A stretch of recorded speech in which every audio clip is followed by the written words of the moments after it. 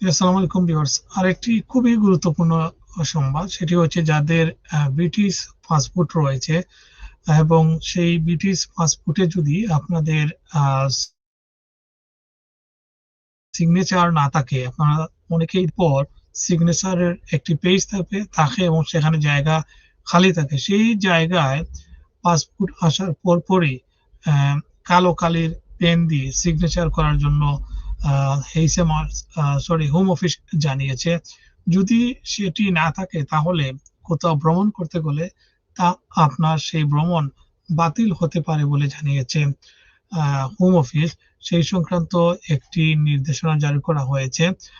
বিশেষ করে যারা প্রাপ্তবয়স্ক, যারা সিগনেচার এর জন্য এলিজিবল, আপনারা আপনার ব্রিটিশ পাসপোর্ট আসার পরই সেটি সিগনেচার করে নিবেন এবং সেখানে যে আপডেট দেওয়া হয়েছে এবং কি করতে হবে সেটিতে বলা হয়েছে যুক্তরাজ্যের আ হোম অফিস অর্থাৎ পাসপোর্ট অফিস নতুন পাসপোর্ট ব্যবহারকারীদের জন্য গুরুত্বপূর্ণ নির্দেশনা দিয়েছে। সঠিকভাবে সই না করলে আপনার পাসপোর্ট ভ্রমণের জন্য অবৈধ হতে পারে।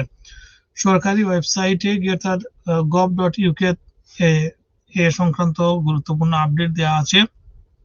আপনি আপনার পাসপোর্ট আ আ "the holder is not required to sign" লেখা না থাকে তাহলে অবশ্যই কালো বল কালো বল পয়েন্ট কলম দিয়ে নির্ধারিত স্থানে সই করতে হবে। গুরুত্বপূর্ণ সতর্কতা হিসেবে বলা হয়েছে, পাসপোর্ট হাতে পাওয়ার পর সই না করলে এটি বৈধ ভ্রমণ নথি নয়। ভুল নামে বা ভুলভাবে সই করলে পাসপোর্ট অবৈধ কিছু লেখা যোগ না করতে বলা হয়েছে। স্বাভাবিক সিগনেচার থেকে ভিন্ন সিগনেচার ব্যবহার করলে সমস্যা হবে। সিগনেচার কেটে দেয়া বা মুছে ফেলার চেষ্টা করা হলে কারেকশন ফ্লুইড অর্থাৎ হোয়াইট আউট ব্যবহার না করা। এসব করলে পাসপোর্ট পেজ নষ্ট হতে পারে এবং ভ্রমণে বাধা তৈরি হতে পারে। সহজভাবে যেটি সারাংশে বলা হয়েছে, পাসপোর্ট হাতে পেয়েই সই করতে হবে।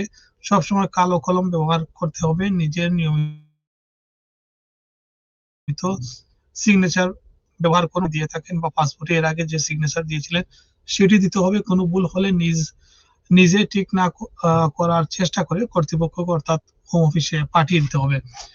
আ ভিউয়ার্স, এই ছিল পাসপোর্ট সংক্রান্ত আপডেট। আ এটি প্রায় সকলেই জানেন যে আসলে ব্রিটিশ পাসপোর্ট বা যেকোনো দেশের পাসপোর্টের আপনার যেখানে সিগনেচার দেওয়ার কথা সেখানে আপনি সিগনেচার দিবেন, কালো কলম দিয়ে দিবেন।